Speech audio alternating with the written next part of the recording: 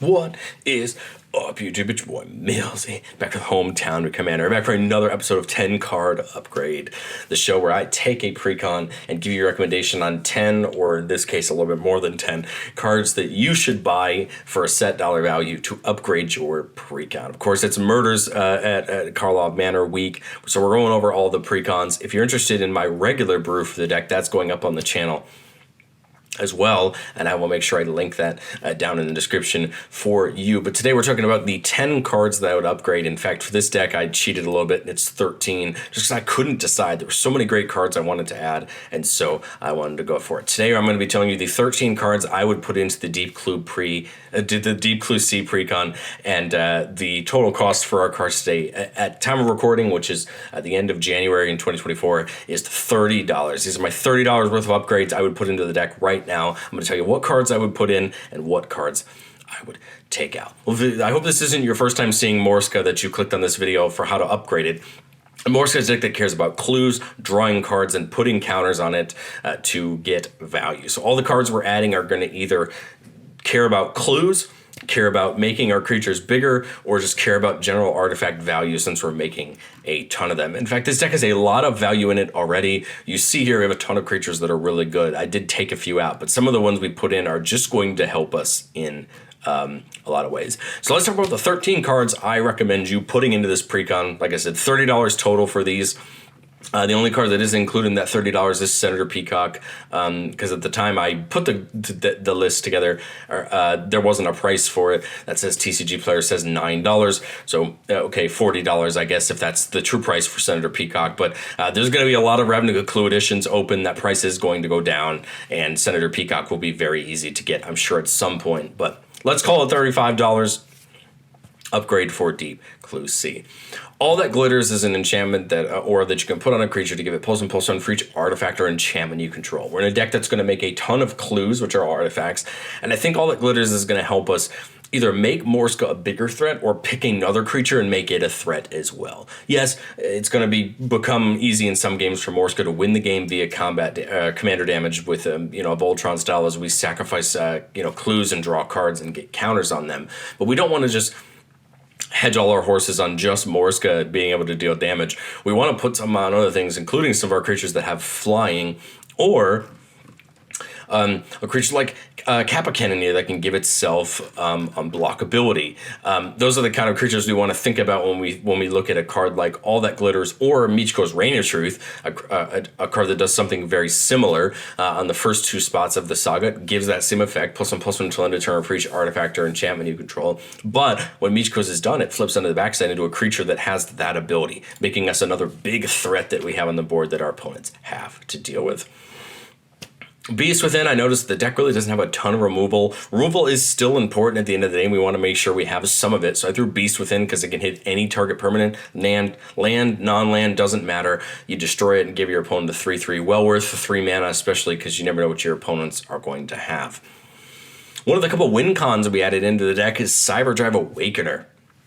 A 6 mana creature that says when it comes into the battlefield until end of turn, each non-creature artifact we control becomes an artifact creature with base power and toughness 4/4, and all other artifact creatures we control have flying. Cyberdrive Awakener comes in, turns all of our clues into 4/4s with flying, and gives us the opportunity to just hit our opponents in the air for potentially a big alpha strike to win the game. Is it always going to do that? No, but if we play it at the right time, I think we're going to achieve a great result. A card very similar to it is Rise and Shine, a spell from Modern Horizons 2 that says for 2 mana we can pick one non-creature artifact and turn it into a 4/4, but for 6 mana we can turn all non-creature artifacts we control into 4/4 artifact creatures. They don't get flying like they do with Cyberdrive Awakener, but given a board state where we have enough clues, this could still lead to a big attack and a big way to end the game. I threw in Ghost Spiral because we really didn't have a ton of ramp in the Precon, which I was surprised about. Yes, we're drawing a ton of cards, and it makes a ton of sense that we wouldn't have as much ramp as you'd expect from a green deck, but we still need a ramp. So I did Growth Spiral and Rampant Growth because I think both of them are great cards. We have a ton of basics in the deck, so Rampant Growth is going to help us fix a teeny bit if we don't have a color maybe we need in our opening hand. Gross Pile, we can actually do it any time. It says draw a card, put a land from our hand onto the battlefield. This is great because if we have effects that allow us to start drawing cards during our opponent's turn, we can potentially get to that 2-card threshold on our opponent's turn, grow Morska, and do things that way. So I thought Gross Pile kind of played double duty there. It allows us to ramp, but it could also allow us to draw that second card in an opponent's turn. We added 2 creatures to the deck, and this is where a big bulk of our money is going in, that are going to allow us to tap our clues for mana or anything else we create. Jahira, Friend of the Forest, allows all of our tokens to tap for green mana, and that's helpful because clues do not have to tap to sacrifice themselves like treasures do. So we can use all of our our clues for mana to help us cast more spells. And then the big scary guy himself, the commander that gets you hated off the table. We're adding Urza, Lord High Artificer, for the most expensive card we're putting into the deck for 2 reasons. 1, it's a great card. It allows all of our artifacts to tap for a blue mana. And 2, because it's a great card, it's worth the money, and if you've ever seen Urza sit on a table for long enough, it bends the game around it and will help you win the game. 1, it allows all your clues to tap for blue mana, which is just going to help you in the long run, playing more things, putting more mana into spells. But also, Urza comes with a construct that gets bigger, the amount of artifacts you control, and hey, there's another threat that we have in combat for our opponents. Just like that effect that Morska has to do something every time we draw our second card each turn, we're going to add in Min, Wily Illusionist from the Forgotten Realms commander decks. So whenever we draw our second card each turn, we make a 1/1 illusion token with this creature gets +1/+0 for each other illusion we control. That's pretty cool because the more than we have, the bigger they get, the more of a threat they become. And then our second ability says whenever an illusion we control dies, we can put a permanent from our hand with mana value less than or equal to that creature's power from our hand onto the battlefield. This is a really sneaky good ability because depending on what's in our hand, we could get a lot of things for free by just running an illusion to someone, then blocking it, killing the illusion, and getting us a card for free. This card pairs really well with cards like Joel Rael, and Ethereal Investigator and Alondra that already have this type of ability. Whenever we draw a second card, we make a token. Min is going to slot in very well against those kind of cards as being just another engine for us as we're sacrificing our clues and drawing us cards.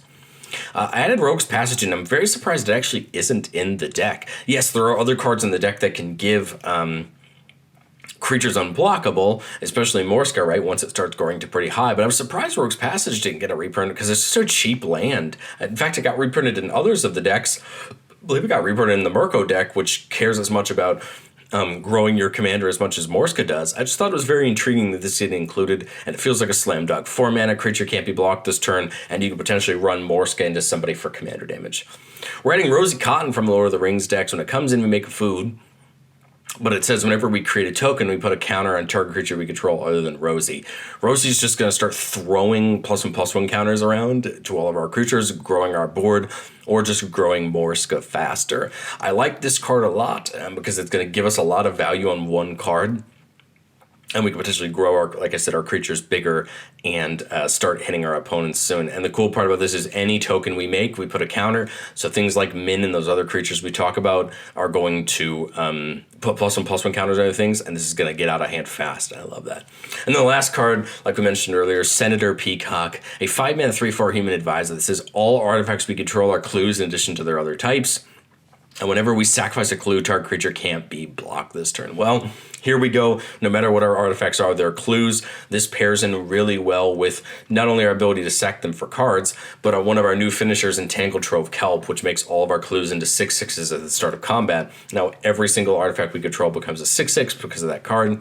Or, Rise and Shine or Subdrive Awakener is going to still turn all of those, non-creature artifacts into things. But still, Senator Peacock is going to give us that ability to use our foods to draw cards if we get them through other effects. Rosy Cotton works really well with a card like Academy Manufacturer that we have in the deck that anytime you would make a clue, a food, or a treasure, you make all 3. So we could start sacrificing those foods. If we don't want to use them for the life, we can use them for the cards. And then, hey, as soon as we sack a clue, target creature can't be blocked this turn. Well, we're going to want to be sacrificing the clues on our turn to get to that second card so that Morska can get bigger.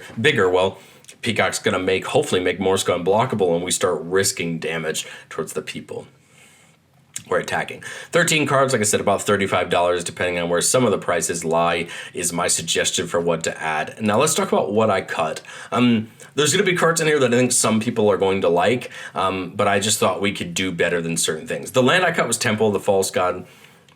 I don't think Temple of the False God is a bad land. It's just not a land I play. It's great in the late game, adding you double colorless mana, but you can only do it if you have 5 or more lands, meaning if Temple of the False God's in your opening hand, it is a dead land until you get to 5 lands, and for that reason, I just don't like it very much. There's other lands you can get that add a lot of more mana, and that's something you could look into if that's what you're interested in. I just didn't think that was the land for this deck, and I think Rogue's Passage is a better one in that slot. Aerial Extortionist is a cool card. When it comes in or deals damage to a player, we exile up to 1 target on-land permanent. For as long as that card remains exiled, its owners may cast it. And whenever another player casts a spell from anywhere other than their hand, we draw a card. I can understand this is targeting people who cast spells from exile or their libraries or their graveyards, things like that. I completely get it. I would just rather put in a creature that does more for what our deck's trying to do, rather than stopping our opponents a little bit with this effect, although I completely understand why this card exists and why it's there. Graph Mole, whenever we sack a clue, we gain 3 life. I get it. Effectively turns our clues into foods, but again, I think there's better creatures in the slot. Hornet Queen was one of the only ones I thought about keeping in. 7 mana 2/2 that makes 4 1/1s with Death Touch when it comes in. I get it. Big creature with Death Touch. Kind of discourages our opponents from attacking us. But again, a couple of those creatures I talked about adding, I think I'd rather have more synergy in the slot than the threat. Selvala Explorer return. We can tap to have each player reveal the top card of their library. For each non-land card, we get a green, and we gain a life, and each player draws a card. Hey, it's a great way every turn to draw us a second card. I completely understand why it's in the deck. It gives us a second card on at least our turn at minimum, if not everyone's turn, depending on when we choose to tap it, right?